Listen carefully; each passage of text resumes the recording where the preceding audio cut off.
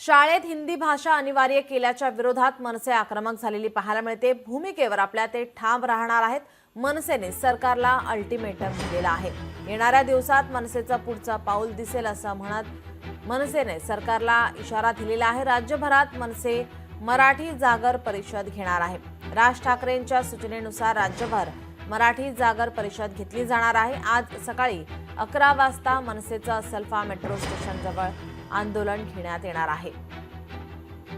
हिंदी सक्ती विरोधात मनसे आपल्या भूमिकेवर ठाम आहे।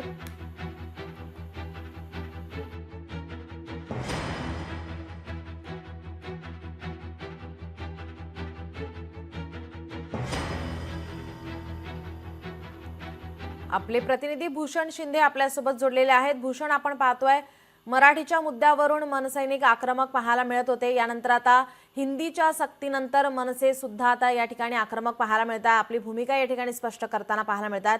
असलफा मेट्रो स्टेशन जवळ आज आंदोलन पुकारण्यात येत आहे, काय अधिकची माहिती?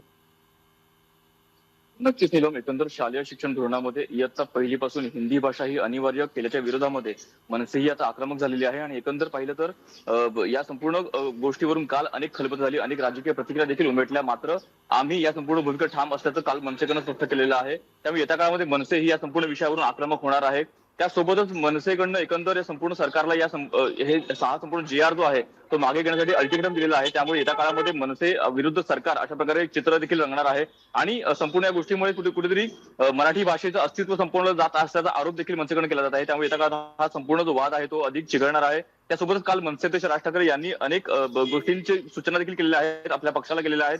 आणि एकंदर येत्या काळामध्ये महाराष्ट्रात प्रत्येक कानाकोपऱ्यामध्ये मराठी भाषा जागर करत एकंदर या संपूर्ण गोष्टीचा निषेध देखील मनसे व्यक्त करणार आहे। त्यामुळे येत्या काळामध्ये हा संपूर्ण वाद तो अधिक चिघळेल अशा प्रकारचे अनेक संकेत देखील मिळालेले आहेत। त्यामुळे येत्या काळामध्ये मनसे कशा प्रकारे आक्रमक होते पाहणं अत्यंत महत्त्वाचं असेल। मात्र आज सुद्धा मनसेकडनं अनेक ठिकाणी आंदोलन देखील केलं जात आहे। आज असलफामध्ये देखील आज त्यांच्याकडनं आंदोलन केलं जातं। त्यामुळे येत्या काळामध्ये नेमकं काय काय घडतं हे पाहणं अत्यंत महत्त्वाचं असेल। नक्कीच, धन्यवाद भूषण, आपण दिलेल्या या सविस्तर माहितीसाठी।